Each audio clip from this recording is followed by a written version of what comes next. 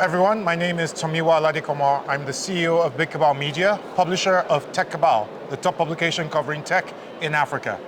I'm here in Algeria with the Algerian Minister of Knowledge, Economy, Startups and Micro-Enterprises, Yacine Oualid. It's a pleasure to be here. Pleasure is mine. Thank you very much for coming to Algeria. It's our pleasure to be in Algeria. Thanks for having us. So, we are at the Africa Startup Conference. It's the second year. How's it going? So far, so good. So it's the second time we organize this conference. This year we 10x the last year's edition. We had more than 10,000 participants, more than 250 exhibitors from across all the African countries. We had more than 150 investors, including VCs and business angels. We had also over 200 experts in various tech sectors. We are very glad also to have a very important number of policymakers, including ministers. We have more than 30 ministers in this conference. Basically, what we achieved since last year's edition is probably the biggest startup-related event ever organized in Africa, and we are happy to host all these people involved in the African startup ecosystem. Fantastic. Tell me, why is Algeria putting up this conference?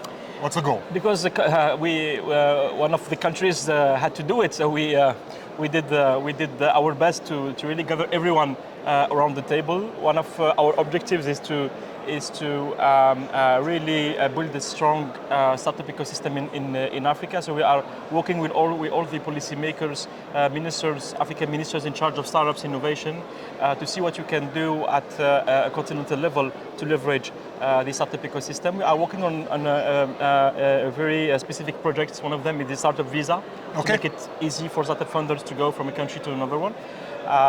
Because startups in Africa suffers from the lack of economic integration. We are working also on creating an African funder fund, because we really want African startups to raise money in local markets, and that's what will help them to get early access to capital. We are also working closely on putting in place, harmonizing the regulatory framework between the countries. Recently, many countries in Africa adopted startup acts. Nigeria, Algeria, yes. Tunisia, many countries are subject to give labels to startups. So we told ourselves the next step would be mutual recognition of labels. We started doing this, for example, with Tunisia. So the startups in Algeria that managed to get the label, they are considered as startups in Tunisia too, and they get the same incentives. And Tunisian startups do get the same incentives in Algeria. So the goal is really to make Africa a better place for startups. And we want this event to be an annual gathering in which we can advance all the topics, policies, funding, everything related to AI. We had like 8 collocated events. Yes. Including AI-related events, because we believe that AI is something very important, but we have to create a market for AIs. We have to create opportunities for AI startups in Africa. So, for example, we had the first Africa AI Summit, organized as a collocated event, and we had also a challenge called AI for Good, which is basically AI startups working to solve big problems and sustainable development programs. So basically, this event is gathering all the actors in the ecosystem. We are very glad to have such an impressive participation of all the African countries, basically. Fantastic. Tell me a little bit about sort of Algeria's startup market. What's the most exciting thing happening in Algeria's startup market?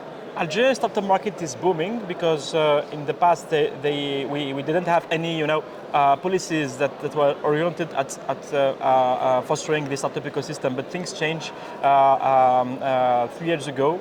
So we have a dedicated, we did things the Algerian way. We created a ministry for startups, and I am a startup funder myself. So we worked on putting in place a legal framework. We are giving a lot of incentives for startups, including tax exemptions. Startups in Algeria are completely exempted for tax for the 5 years after their formation. We are also created a fund called the Algerian Startup Fund, and this fund is investing since its creation 2 years ago, $600 million. So it's one of the largest state-owned funds for startup ever created in Africa, in Algeria and in Africa. We are also giving a lot of incentives for the VCs to come to Algeria, and we started to witness a growing number of local success stories that are hopefully becoming also international success stories. We have like our first unicorn, Yacine, which managed to raise almost $200 million last year, and other startups raising between $5 to $10 million. But the good thing about the Algerian market is that startups are able to raise money locally with local in local currency, in local currency, in local investment, which I think is a very important thing. Because in the past, I think we in Africa we didn't had the most appropriate KPIs. Our KPIs are not the ability of our startup to raise money abroad, but our ability to push local investors to invest more of their money into local startups. Because I think this is the real game changer. We want to create opportunities for startups in Algeria, and we want, of course, that new startups keep their headquarters here because, as you know, at some in point, Algeria. So that's a big topic of conversation in the conference. It's a big topic because we want African startups to succeed, but we also want them to keep to be African startups. To be African startups, yeah. So that the wealth comes back to Africa. Exactly. Let me ask a question about that. I know, like you said, you have startups raising money locally, and you're succeeding with that in Algeria. You've started a big fund from the government. Across the continent, last year, African startups raised about $6 billion in venture capital. There's been a big dip in that this year, so they're raising somewhere between 2 and 3 by the end of this year. So massive, massive drop. I know that some of the considerations are how to bridge that gap with local capital, and I think you are looking at funding startups beyond Algeria. Can you talk a little bit about how you think about that? I think that there is a huge potential of funding and investment inside the African markets, because when you look at the fund that startups are raising in the last 10 years, you will find, American VCs, European VCs. While we think that there is a huge opportunities for local investors to invest more of their money into startup and into innovation. And I think that this is a real game changer, because the African capital holders, the big corporates, are not investing enough in startup, and they are not incentivized enough, I think. There is a huge work we should do, both at country level and at continental level, to give more incentives for people to invest more in innovation in tech. And also we have to be also aware that this startup needs early access to capital, and early access to capital means public involvement. So the public sector has to do a lot of effort to give to these startups early access to capital. Otherwise, they will just go abroad and be successful abroad. And also, one of the topics we are talking about in this conference, and basically it's a topic that is surprisingly we don't talk a lot about it. It's brain drain, because putting in place policies, money, and of course incubators and support centers is a good thing. But if you, at the end of the day, aren't able to keep your talent on the continent, so basically you cannot talk about sustainable startup development. And we have been suffering in Africa from the brain drain and from our ability to keep talent here. So what's your sense of solutions? Our sense of solution is that talents need opportunities, and they need to find opportunities across the African continent. Because if they don't find opportunities, they will go abroad. So, for example, helping startups in terms of mobility is something important for us. Startup visa, I think, could be a real game changer. Africa is a land full of opportunities. We have to make it one market. We have to make it one market, and we have to harmonize legislation. We have, for example, seen successful fintechs in some countries that are having some really hard time scaling outside their own countries. Their countries because of the the lack of harmonization of the legislation. It's not the case in Europe. In Europe, a startup that starts in France or Spain has much more facility to Germany or to Germany to scale outside of its country, because they have the same regulation, the same tax systems, the same currency, the same central bank. So everyone talking about the size of the markets, the African markets, but the real issue is how we can make this market a better place for startups. And that's why, in addition to other initiatives like the African Free Trade Area and other initiatives, I think what we are doing here in this conference it will also help startups to scale more easily. And we are working on multilateral topics, but also on bilateral topics. For example, the mutual recognition of startup labels. Yes. I think it's a great thing. It's easy.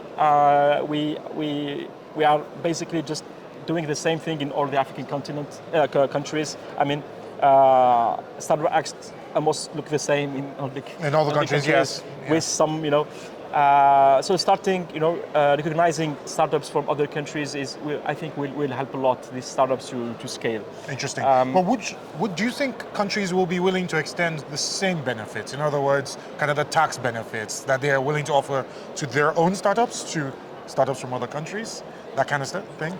Yeah, I believe that if you want to succeed, we have to work together, because we are talking about the African markets, but it's African. There are some issues that should be addressed at the continental level, not at the country level. And everyone should do enough effort, to make this market a better place. So that's why I think that the African startup ecosystem didn't reach yet its full potential. I think there's still a lot of things to do, because in Africa we have a lot of problems, and a lot of problems means a lot of opportunities. Yeah. And technologies that can be developed to address these opportunities. So I'm sure that there are still a lot of things to do, and there are still a lot of things to do at the policy making, and that the incentive government can put in place. We are in all African countries, we have resource-based economies. We have to move from resource-based economies to knowledge-based economies. Absolutely. And we can do this by investing more in startups, investing more in innovation, investing more in research and development. Almost all the African countries, the research and development expenditure don't exceed 1% of their GDP.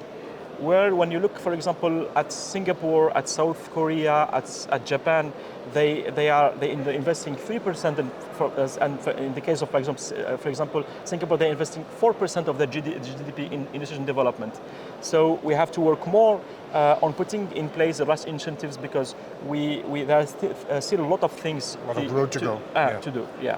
Fantastic. You have big delegations from some countries. Yeah. Tunisia, big delegation from Nigeria. Yeah. Tell me about the participation and the way the participation of those. How has it come about? Why so many people from Nigeria, from Tunisia, and what do they contribute to this event?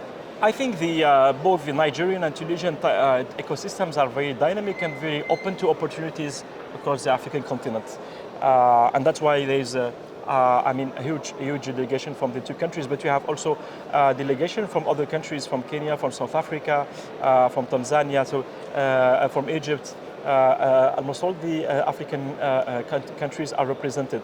But I think with this type of gathering, we can really open opportunities for startups. For example, yesterday we had a merger of two startups, one from Tunisia and one from Algeria. Amazing. So they were doing this exactly the same thing, and they decided to merger, and they signed the merger agreement yesterday. That's fantastic. So that's, I think, something really, really amazing. We had some. I met with some Nigerian startup that also had some opportunities, market opportunities in Algeria. We even had, African ministers meeting for the first time startups from their country in Algeria. In Algeria, that's amazing. So this is, I think, the magic part of the event. It's how it's gathering all the stakeholders from across all the continent, and we need places like this to know each other. Because in Africa we share the same culture. we lack person-to-person, contacts, and I think we really need places like this in which you can meet, talk, and discover opportunities. Fantastic. Thank you so very much for taking the time to speak with us. It's been a pleasure. And we look forward to being here at the next one, and also to having you in Nigeria and at other conferences across the continent. Thank you. Thank you so much.